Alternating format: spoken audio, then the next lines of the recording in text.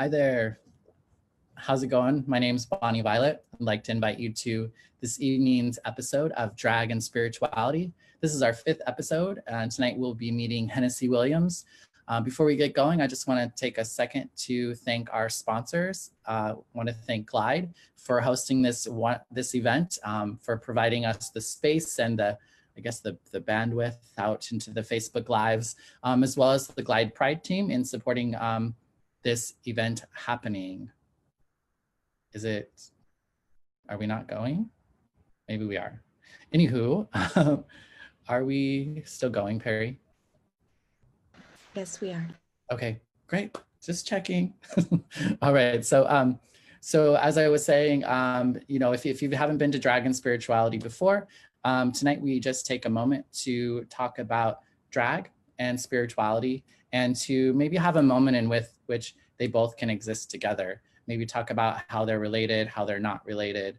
I think for me, drag has been something that might have not been allowed in previous spiritual spaces, and I'm excited for myself to reclaim our sanctuary as being a drag person and being spiritual. A drag person, but being in drag and being spiritual. So what I'd like to do is I'm going to go ahead and introduce our guest. Our guest tonight is Hennessy. Oh, I forgot. One of the things that I wanted to mention is this is a free event tonight. However, we would love it if you would be willing to go to the Transgender District GoFundMe page, which is at the top of this Facebook link. And make a donation to the Transgender District. That would be fantastic. They're the first legally recognized district of their kind on the globe, and they're located here in the Tenderloin of San Francisco, found and run by Black trans women. It's a wonderful organization doing really great things. Also, in kind of the mixture of spiritual space and drag space, you may also tip our drag artist as throughout the night if you feel so inclined. So you'll also see Hennessy's Venmo and social media information throughout the show as well. So without further ado, Hennessy Williams is a genderqueer drag performer who loves all things vintage, goth, Western, and genderfuck. They love to use drag to pay homage to their culture and also to question and challenge one's perception of what it means to be queer, Asian, American, and all of the above. Drag is how they express themselves artistically, and also a form of healing in which they engage with their past trauma and identities. Everything from being an abuse survivor to a former religious kid. This is Hennessy Williams.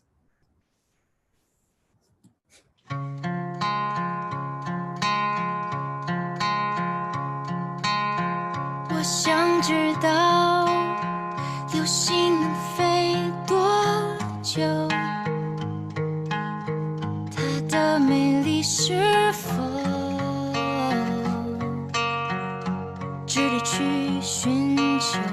夜空的花散落在你身后，幸福了我很久，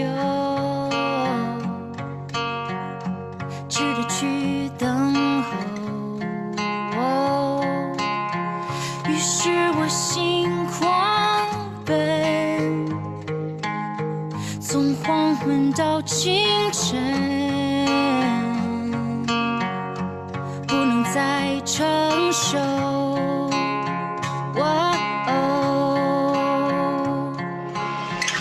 情缘坠落在你手中，羽化成黑夜的彩虹，蜕变成月光的清风，成月光的清风。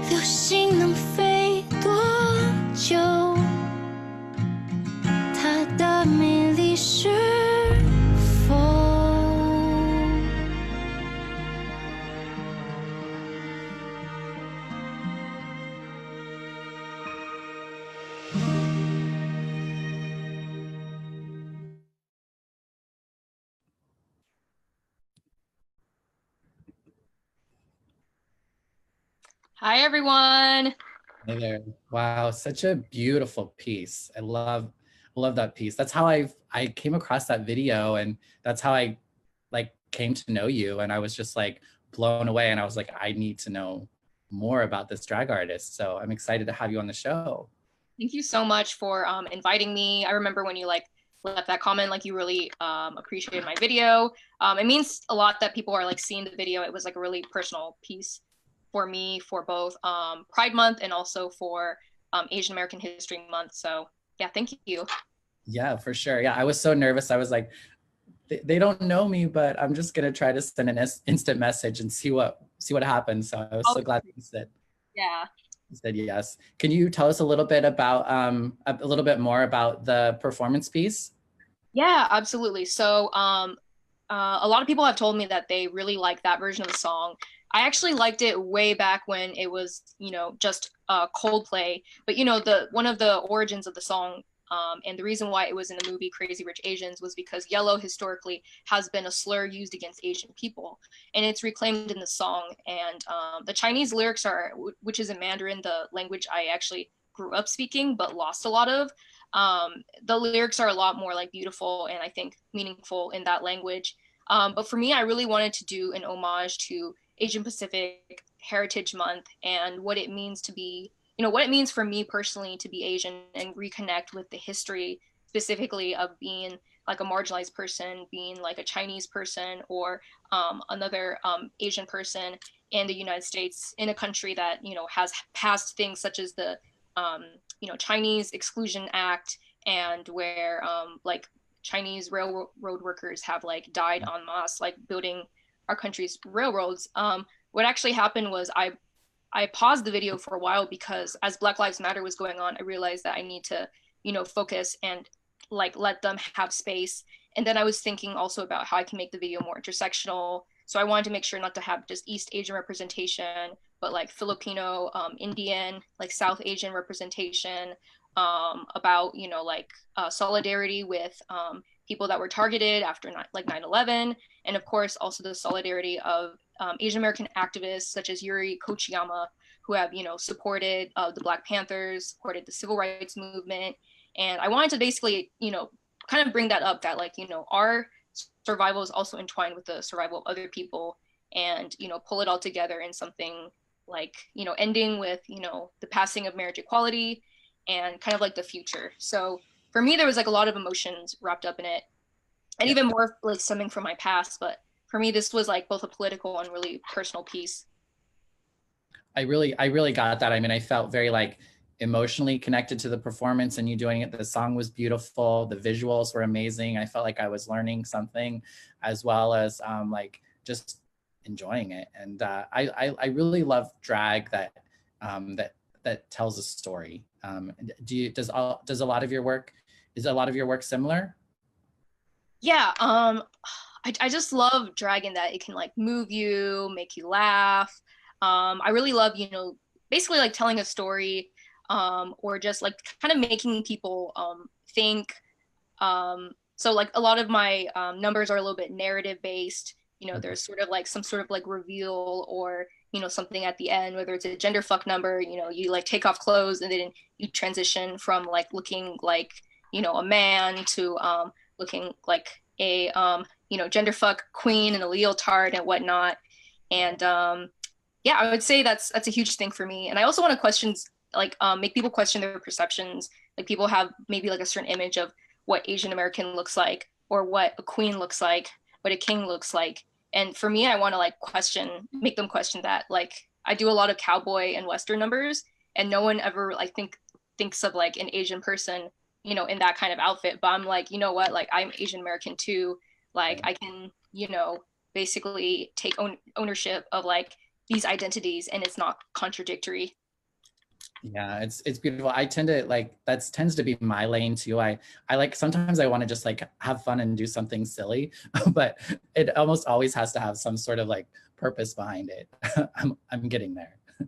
Um, I was curious to kind of know a little bit more about like life before Hennessy, like even like like little like long time ago. Like yeah, you know, childhood stuff. Would you mind sharing a little bit about kind of how you were raised?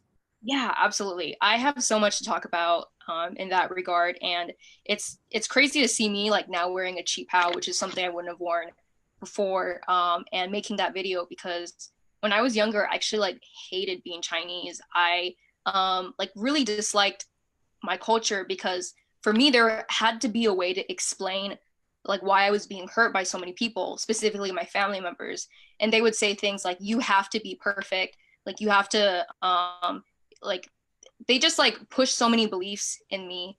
But I feel like when you get a lot of negativity and hurtful remarks, and when they would say hurtful things about like other people, it just made me like really associate the culture with them, and really just made me dislike things. So when I was younger, I actually said like a really like terrible things about like my culture, and then I think part of me growing out of it is learning how to like reclaim it in my own way. I've lost so much of my Mandarin.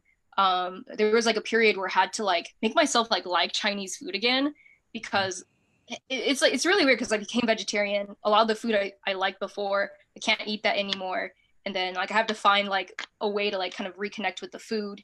And so trying to like remember my train of thought, but it's just been a whole entire process to reconnect with myself and also define like Chineseness on like on my own terms, because like Han Chinese people have also been like oppressive, and my what I want to basically share is not that sort of like imperialistic, you know, hierarchical sort of like culture. For me, it's something of inclusion. But yeah, to talk a little bit more about my childhood, I think in short, it sucked.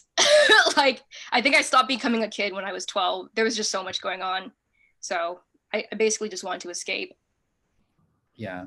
When you were, I was, when you talked about like, when did it change when you wanted to start kind of embracing your Chinese heritage a little bit more? When did that happen? I think honestly, oh, I know the answer. I went to a really, and this is kind of tying into spirituality. I used to be really religious when I was younger too. Um, I went to a Christian Church of Christ university, Pepperdine University, which is yeah, like it's Church of Christ. It's a private university, and it was one of those things where it was the best school I got into that gave me enough scholarships for me to barely my family all together to barely pay for it. So that's the reason why I went. But you know, I was still religious at the time, and going to that school and having everyone treat me as an other, because at my high school it was like 60% Asian, and I want to say like there's always going to be like some level of sexism or like homophobia in a high school, but it wasn't at a level where it was constantly in your face. And to be around people that like call themselves Christian and were homophobic and racist and sexist every single time when I left my dorm, someone just go up to me and say something like fucking awful. I'm just like, oh my God, did you actually say that? And it would got to the point where my anxiety was super bad. And it made me realize like, I believe this before to like an extent, but it's just like you can't make yourself good enough in front of these people. You just have to be good for yourself, and you have to embrace yourself. Like if they don't love me and I don't love like my own culture, like what is really like there left? You know, like they're never gonna, you know, I never like wanted to be like white, but I just wanted people to see me as like normal. And I realized if they're not going to see me as normal, then like I need to embrace like whatever I am, but like also like make it my own, if that kind of makes sense. Yeah, definitely. I mean, I've heard a lot of people kind of talk about that around sexuality and sexual orientation, like the kind of getting to that place of like, if I can hold my, like, if I can hold my queerness, if I can be comfortable in myself, then what's going on, then maybe other people can read that too. But either way, like, yeah. I was, so what then kind of changed? So you just like during that process in college, or? Yeah, it was a slow like process in college, from kind of, you know, it was kind of from like late high school, just kind of, you know, just tolerating things, you know, not saying bad things, but just tolerating my family, tolerating my culture, not really having much interest, to college. After seeing all these things, it was kind of like, you know, like going back and figuring out who I was once I left that school and was in community college. And then basically, I think when I came into activism and I met all these amazing Asian American people that were activists and supporting causes that I really believed in. You know, it made me realize like there are people that are like me and stuff. So when I went to UC Irvine for this conference, it was actually the Asian Pacific Student Association conference. But yeah, it was like that conference, and that like changed my life because they talked about so many intersectional issues about like, you know, paternalism in like Filipino countries, about like homophobia and being Asian American, about intergenerational violence. And these were all things I wanted to know about. These conversations would never even be started at Pepperdine because they still had to kind of like learn how to treat people as human. Basically, I feel like. So I ended up going to UC Irvine and being part of that group there and just learning so many things. And that's when I realized like you can, like, the culture I identify with doesn't have to be the culture my family pushed onto me, essentially. It can be my own thing. And for me, that's, you know, being Asian and being like hella gay and, you know, being in solidarity with other marginalized people. Right. Yeah. Yeah. I just, fantastic. So it was like getting to go to Irvine. Had you, I guess, had you been thinking that way before, but you just hadn't been able to, like, I guess part of it is like, sounds like Irvine really kind of opened up to some things. Were you kind of aware of it, but you just hadn't had access to the information, or? Kind of like in a way, I feel like sometimes there's information out there, but you know, you see it floating around, but when you meet someone that is there to kind of like guide you through it, like when you go through like this period of, I guess, like becoming an activist, or especially like academic activism, you're not going to know all the right words. You're not going to know, you know, what's like problematic sometimes. And so sometimes someone has to like take your hand and like lead you through it. And sometimes you kind of just like end up getting in the middle of it, and you find out like on your own whether, you know, it's the easy way or the not so easy way. And I think for me, like oh man, like I've always just been like, how come people don't care about other people? Like, how can you not care about people that are like, you know, suffering out there? How can you not care about racism? And I remember like being at the age of 6 and hearing my parents say really racist things and being like, that doesn't really sound right. Like it's wild, that sort of like just immediate, I don't know how to say it, just like whiplash of like, oh, so you don't think like that. For me, I feel like there's definitely been periods where I was like ignorant and there were a lot of things I didn't know, but finding just really inspiring people that made me realize like, I want to be more like you. I remember there was like a queer person at that conference who talked about like, had this amazing workshop, like basically on sex and consent. And I was just like, I was like enamored, to be honest. I was like, I want to be you. Like I ended up getting tattoos. I cut my hair short. I ended up looking a little bit like that person. And I guess, yeah, it's just like kind of like modeling yourself after people and realizing like you want to learn more, but you have to like really want to learn more things about like your culture and about activism and stuff. Yeah, I know, like for me, I grew up in Idaho, and like there was like a lot of those racial comments that were said as well, and like I knew it was wrong, but I didn't have the language to like really confront it. Like even I would attempt to say, don't use this word, use this other word, but it's still being used in a horrible way. So it doesn't matter if you're, you know what I mean? Like it's still the same thing, but for some reason I just thought it was better. But I think like, it's what I'm hearing too is like, for me too, is like, I only knew one narrative, and I only knew one way of being the way I was. And I lacked the imagination of like seeing what I could be. Like, you know what I mean? Like, I think we get told what we can be. And then once we start to see other people, like, oh, I think that's more of like where I'm going. I really related to you sharing that. Yeah, I saw this really inspiring post that like, right now, like you are going to be a gay person that a young gay person looks at and thinks, I want to be like them. You're giving them permission in sort of a way by communicating who you are and living your most authentic self. And that really meant a lot to me.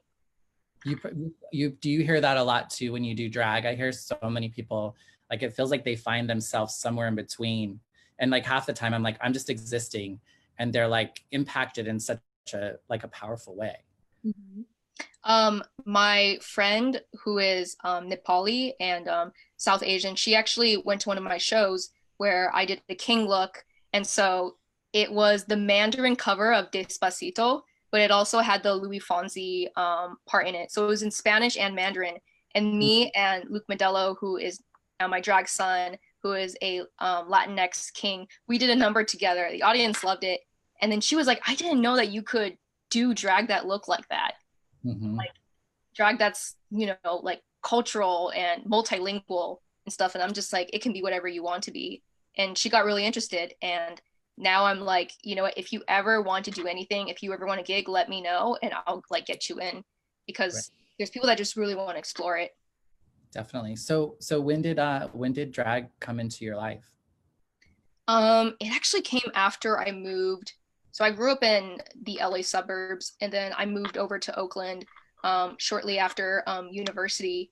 And it was actually really funny because my roommate at the time, she was watching, it's so stereotypical, but she was watching Drag Race. And I was like, what is that? Can I go watch? And it was specifically, it was the All Stars 2. I remember Roxy and Tatiana. It was them doing their like set. And I was like, this is cool. So I started, I had always been kind of interested in drag kings for a long time, but like I didn't even really go out when I was younger. I would just like worked my ass off. I didn't really have public transportation. So, but now I was like, I need to find the one drag king place, whatever, and go there. And I looked it up. I typed in literally drag king show San Francisco or Oakland, and I found the Rebel Kings. And then I met Vera, and then I was like, I want in. I showed up in this like, you know, really bad blonde wig and like my makeup, showed up late. Vera immediately saw me, like did this and was like, I like that. After the show, I was like, I want in. And then I just pretty much did that. And it was like maybe like 3.5 years ago. And I've just been doing it ever since. And yeah. Yeah. And so you started out, I know you like, so it's, did you, and I know you're, you don't, you're gender queer and you're drag.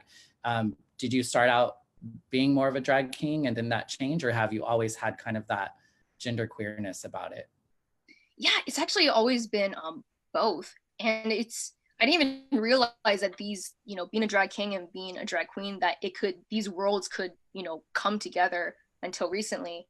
Because like I would try like a queen look when I was at home with my friend.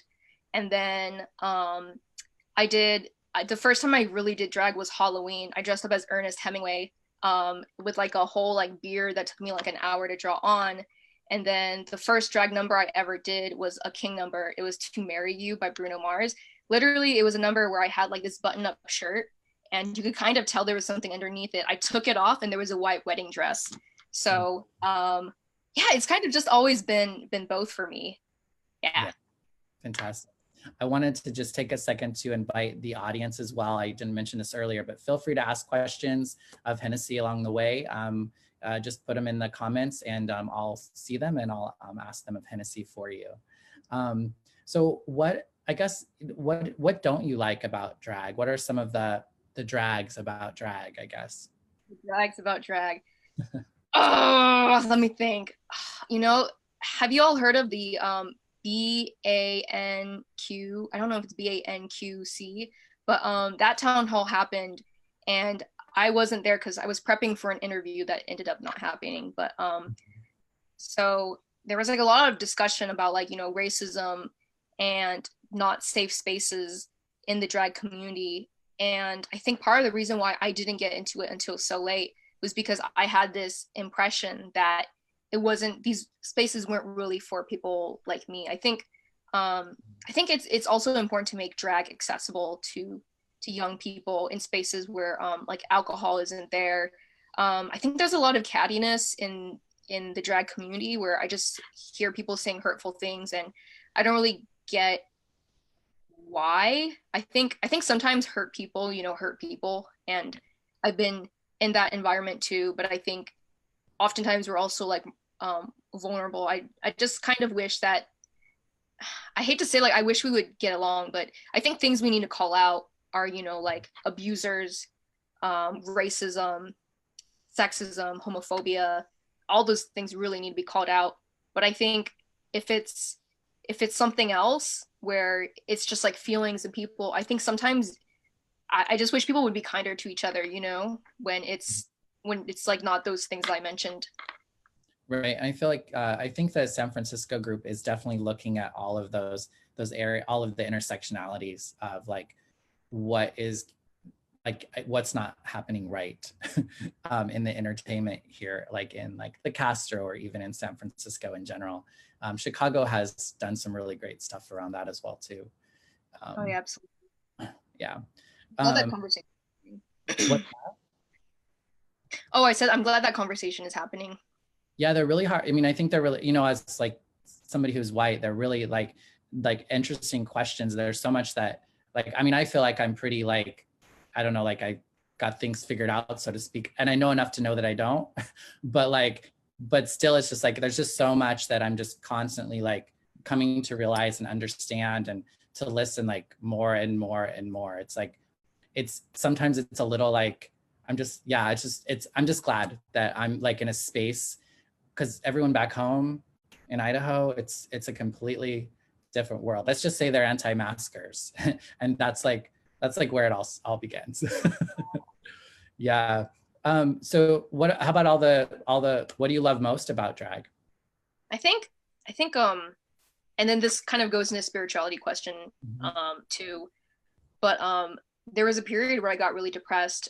So I started off Christian and then I, you know, stopped being Christian. I was kind of like not really believing in it, but then I just kind of felt a little bit empty in the sense that I was like, okay, so you go to work, you know, you have fun, you have like a beer after work, you, I don't know, go see a show, find some entertainment, and then what? You know, we just keep repeating this until we die. And I remember I was talking to my two best friends. I was like, is there more to life than this? And they I think they just said like, oh, Amy, like like my real non-performer name. And then when I found drag, I stopped thinking those thoughts. I stopped thinking about like death. I just started thinking about like life and what I could create and love. And it became even less so of like I need to leave something behind, but just like if I can touch people and make them feel happy or laugh or like make them feel like warmth and stuff while I'm still here, that makes me really, really happy. And it's this feeling of love and kind of like giving love.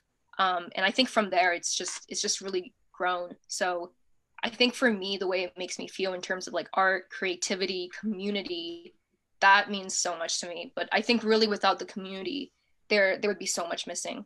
I mean, you're giving life to people. I mean, that's why like I wanted to do this series. I think drag performers they are spiritual leaders. I mean, we might not call ourselves that, but like we lift people's spirits.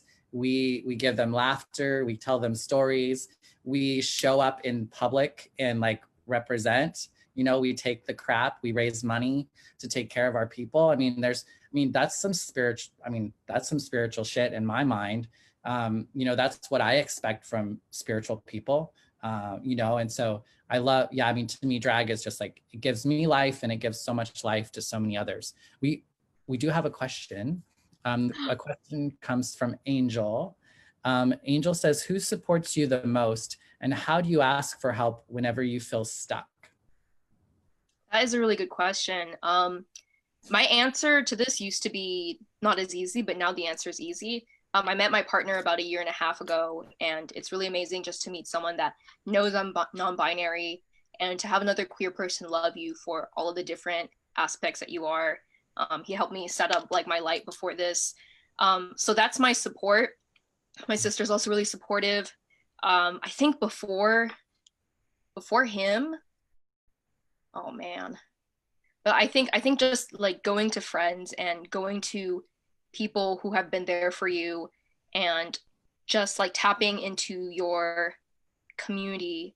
I'm sorry, what was the other part of the question aside from who do you go to? Like, yeah, how do you ask for help whenever you feel stuck?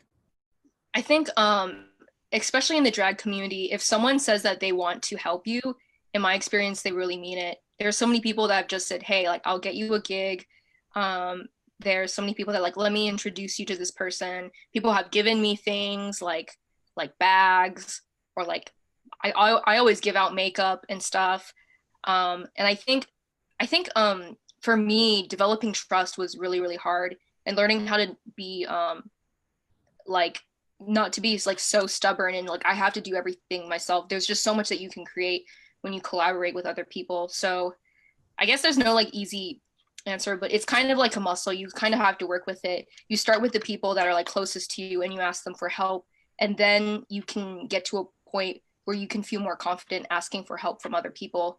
But it's really, really hard, and I can sympathize with kind of like the struggle of it. Yeah, it feels like it can take some time. I remember I had somebody I really love asked me if like she could be my drag mom, and I was like, I said no. Like I was like, why would I not, like why would I not do that? And it was just like, I don't know what it was, but I was like, no, I can't. And I was very not willing to take any sort of like suggestion as far as like how I like, maybe you should try a contour, or maybe you should, and I'm like, no, like I'm doing what I'm doing. But yeah, it can be really helpful just to kind of soften up and be like, I don't know, connecting with other folks. Mm-hmm. For sure. So would you say, what does your spirituality look like today? Do you have like a spiritual practice, so to speak, or is it more loose? Or I think for me, I don't really ascribe to so much of like a higher being or whatnot. One thing that I really I feel like we have so much power to do what we want, to change and to take like power in our hands. Like, I mean, I literally escaped an abusive family in LA and left, and literally forged the life that I have today. And that like really wasn't easy, but it also takes like a lot of resources to do that. So I'm not saying everyone can just like pack up and leave and stuff, but I think for me, spirituality, I think today is love, and love is like, it's something I had to build up, because there was a period where I didn't want to have emotions anymore. I was so hurt and broken. Like I found out a friend of 10 years had just been talking about me behind my back and just like really looked down on me. Like there's like a thing where someone only has you around so that you can make them look better. I couldn't believe that was a thing, but it totally was a thing. And my trust was shattered. It had been shattered before, but slowly like trying to teach myself how to love, and the love that I give to my cat, who like I just love to death, the love that I give to my partner, to the people around me, like my drag daughter, my sister, who I'm really close with. To me, that is the way that I like want to share all of my values, and that's the way that I kind of give a little part of myself to them, but not in a way that drains me, but in a way that actually gives me more energy. yeah, definitely. Would you want to talk with us a little bit about some of the other like mediums of drag? I know that you've done stage and video, but you also, like, I saw your cooking show and I saw you doing makeup tutorials. Like, do you want to talk a little bit about all of the kind of things that you're doing in drag as part of your art? Yeah, absolutely. So I do a lot of videography. So I participated in a lot of digital drag shows. I'm in one tomorrow, which is Golden Hour, which is actually a pretty spiritual show itself. But you had Syzygy on this Yes. Series, so you know all Yes. about that. So I have a cooking show that's on YouTube. Um, Besides that, actually outside of drag, I also have a small production team where we make videos about LGBTQ people of color, and we share that. And that's just like kind of like another way that I put something out in the world that I feel like would make like the world a better place. So for me, like drag is like it's like such a huge part of me now, that I want to do so many different things with it. Like I want to create things and maybe eventually produce things, but it's something that when I do it, I want to make sure that I do it right. So right now I just feel like I'm like soaking things in and learning, like like soaking things in as a sponge. But yeah, I do a lot of like videography, and I like perform on stage. I think to like do poetry with drag, or to like tell stories with drag, is really powerful. And so I really want to explore those things as well. Mm-hmm. So Linda Summers, who was a previous guest, she's asking, what are some fears that you have when you do drag, if you have any, and how do you overcome them? Yeah, let me think. Sometimes I have fears of just like looking stupid. I used to never dance because people made fun of me once and then I stopped. So I didn't dance for like 10 years until I started drag. I taught myself how to dance because of that. And I think it's just like sometimes it's okay if you look stupid. I've had people like kind of like mock me or like kind of copy me the way I like walk once during like a drag show. That like made me feel a little bit weird, but I was like, you know what? Like they were enjoying themselves. Everyone else was enjoying you. And it's just like it's like it's not that serious, you know? If you put something out and you didn't do anything wrong and you know created art and it's not someone else's jam, then you know that's fine. So I think the other thing is like, and this is something that you know it's like if you have to think about it, probably not, but I want to make sure that anything I put out isn't insensitive, that it is really considerate, you know, not like cultural appropriation, is considerate of people who are of different marginalized identities that we don't think about all the time. So there was actually some genderfuck drag that I was afraid to do because I thought maybe it wasn't my place until I realized I was non-binary. Now I do all of it. So I think definitely those are two things. But it's if you feel like what you're doing is right, then I'm not saying if you think what you're doing is right, it's right. But it's just like if you educate yourself and you really critically think about it, then usually it's going to come out really positive. People are going to love it. Great. Elizabeth in Chicago wants to know, how did you choose the name Hennessy Williams? Okay, so I was thinking I wanted to find something that was gender neutral and was catchy. My name before this was Andrew Clemens because I started doing drag king stuff and I was like, oh, it sounds literary. So I wanted to continue the literary theme and I was like thinking. I was like, Hennessy Williams, like Tennessee Williams, and Hennessy the alcohol. And you can call me Ms. Henny for short, or like just Henny. And I was like, that's perfect. So it's like a literary pun. I actually did drink a lot of Hennessy back then. I don't drink that much anymore. I still like it, I guess. So yeah, it's basically short and sweet. Mm-hmm. It's not super. It almost sounds a little country. Yeah, I kind of wanted that too. I wanted like something kind of like dapper, but it's more like Southern dapper, which is okay. Yeah. I love it. I love it. Reverend Marvin White wants to know, who is the spirit in the picture over your left shoulder? Oh, yeah, that is, okay, these nails. Right, it's like, can you adjust it? Drag queen, one of my favorite queens of all time, and that's a signed picture. I actually have two more pictures of Bob. No, wait, one more. Who did you say that was? Bob the drag queen. Bob the drag. I love Bob. I love Bob. I met Bob. And Bob's doing some really rad shit with like just talking about race and racism and like just I mean everything he's creating is just I guess she's creating is like amazing. Yeah, absolutely. I feel like just someone that's just like so off the cuff, like says it the way it is willing to call shit out, but is just really funny and just good at like what she does. I also really respect a queen that can sew. That's a huge thing for me. Yeah, like that was just, I was like, oh, I love Bob, the full package. Well, and she's just kind of humble, you know. She's just like, you know, I think she's fairly humble, which is great. Oh, I lost my question.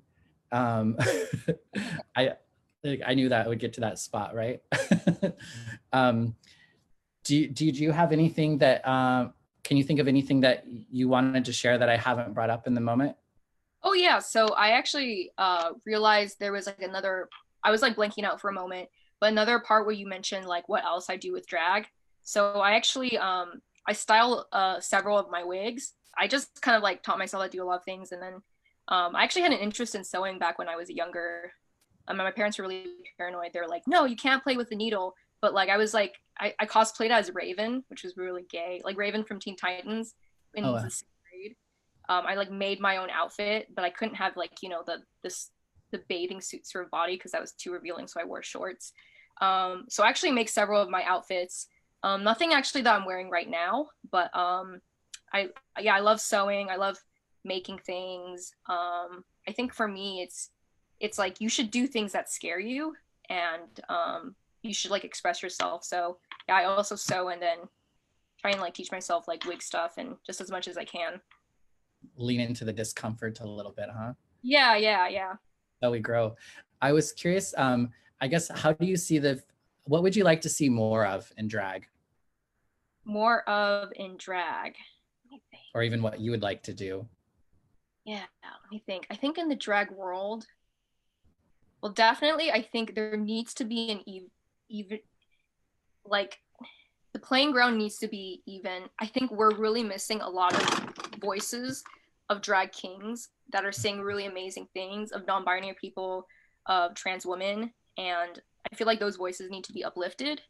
But honestly, like I follow so many amazing people on Twitter and Instagram, and it blows my mind all the time. I'm just gonna name a few people that like inspire me, but like Untitled Queen, Akira Oni, um,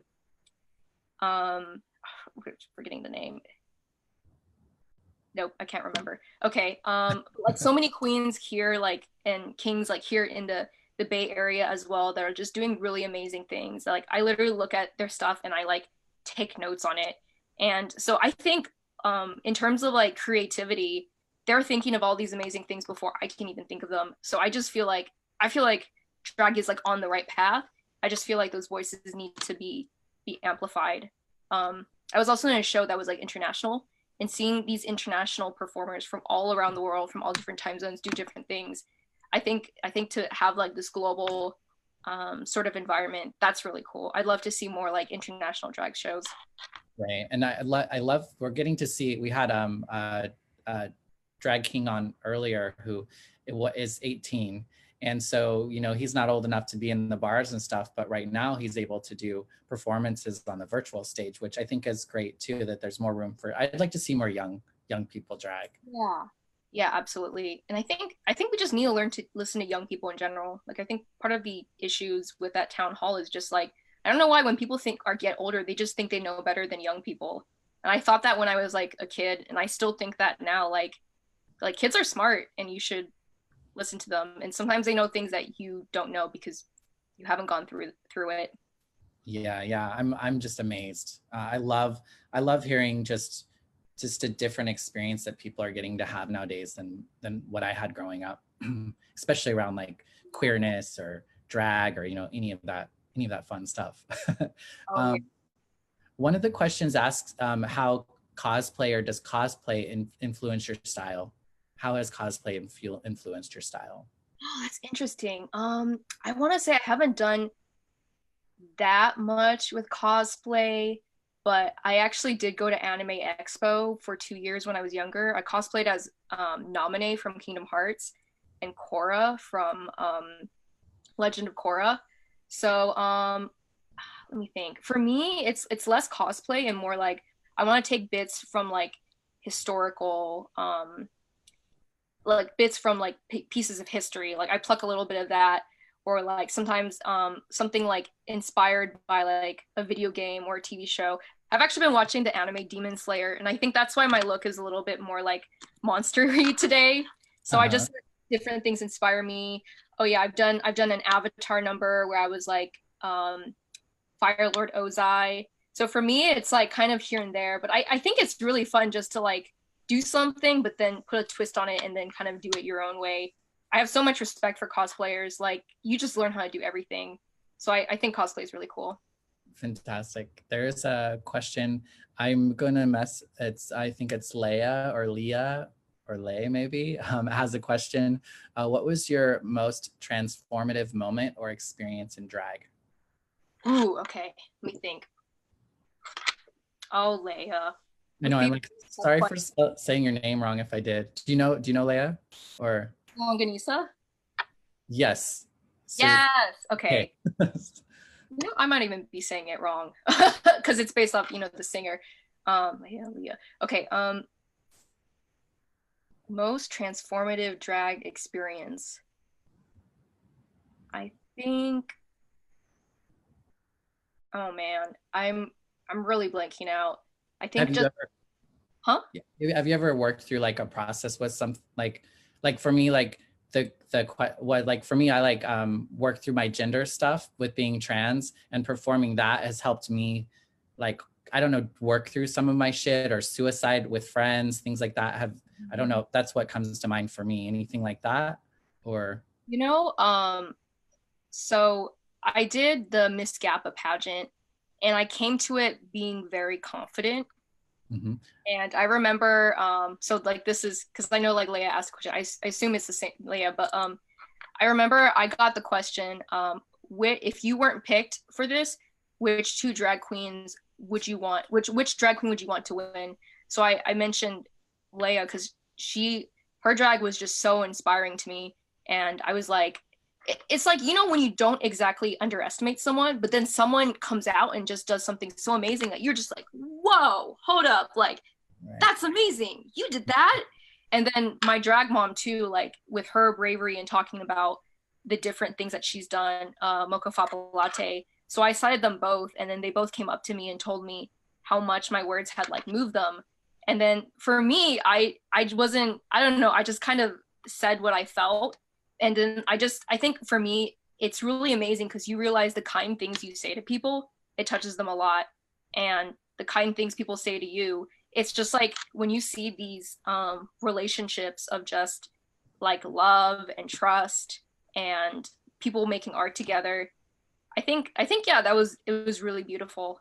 And so it's just like I used to have like a negative or pessimistic view on life, and you know, there's a lot of sometimes ugly things in drag, but I think it's kind of restored my faith in humanity a little bit, in that people can be kind to each other. It's such a beautiful thing to witness, for sure. I was curious, like, what's next for Hennessy? Like, do you have like I don't know, like a dream stage you'd like to be on, or something that you're planning on doing? I do have a dream stage. My dream stage used to be Oasis, or the Mother show, but then I finally got on the show that was like after Mother. So I feel like I can accomplish that dream. I would love to be on Bitch Pudding's digital drag show. I have applied twice, Uh-huh. hoping that they notice me. So if anyone has any like connections where I can send things, um, I feel like the Dragula queens, they're just so amazing. I just like want to get to know them and like pick their brain and stuff. Um, but I think in terms of dreams, one dream is like to be able to go across Asia and perform, to go Mm. across Europe and perform. And then also just really do cool things with my YouTube channel, drag queen cooking. I may be looking into doing a Twitch show for drag queen cooking soon. I'm kind of like laying out the details. But for now, I try not to make expectations and just kind of like keep doing what I'm doing, because when you love something and you pursue it, like you're going to see results, and people are going to see the things that you make out of love. Right. What advice would you have for somebody who's maybe just getting started in drag, or is thinking about it, or Yeah, I would say definitely there's no shame in like just doing makeup in your bedroom and practicing by yourself. There might be a period where you feel like, oh, what am I doing, or this looks bad. I won't my my first attempt at drag is so horrific. Like people are like, "Oh, first time in drag." I won't put that on. It's bad. It's really really bad. I did not know how to do makeup. So don't be afraid to kind of just get a little bit embarrassed at yourself, and then ask, like go to shows and then just talk to people and say, I love what you did. Can you tell me a little bit more about something? Like, and when people see that sort of thing and you're willing to ask them a question, I always try and help as much as I can. And it's like if I can't, you know, like be your drag mom or direct you to resources, it's like if they have a question, I know someone that can help them, so I'll redirect them to someone. So I would say definitely ask and, you know, go into it. Don't be discouraged if you don't get it at first, because none of us get it at first. you have to start somewhere, right? Yeah. So we're coming up on just a few minutes left. So if anyone has any questions that they want to get in, now is a good time to put them in. Is there anything else that you would like to share with us this evening, Hennessy? I think nothing in particular about myself. I just hope, yeah, I just hope people in the community like definitely check out local queens and kings, check out, you know, emerging people, um, give people a chance, be kind to each other. That's mostly it. Fantastic. Well, I want to thank you so much for coming on the show this evening. I was so excited to get to know you a little bit more this evening, and I look forward to maybe getting to work together and collab in the future. So to everyone, thank you for showing up tonight and participating. Again, look to see all Hennessy socials and Venmos and all that fun stuff, and hook them up. And then also click on the transgender district and learn a little bit about the trans district, and or, you know, send some coin. The next Dragon Spirituality event will take place this Sunday at 7-Eleven, and our guest is Peaches Christ. So I guess come find us then. Also, if you've missed some of our previous shows, you can find them on my YouTube channel on A Queer Chaplain, as well as on Instagram. Sparkle is as Sparkle does, and then you can go to Glide's Facebook page and see the videos there as well. So thank you so much again, Hennessy. Thank you.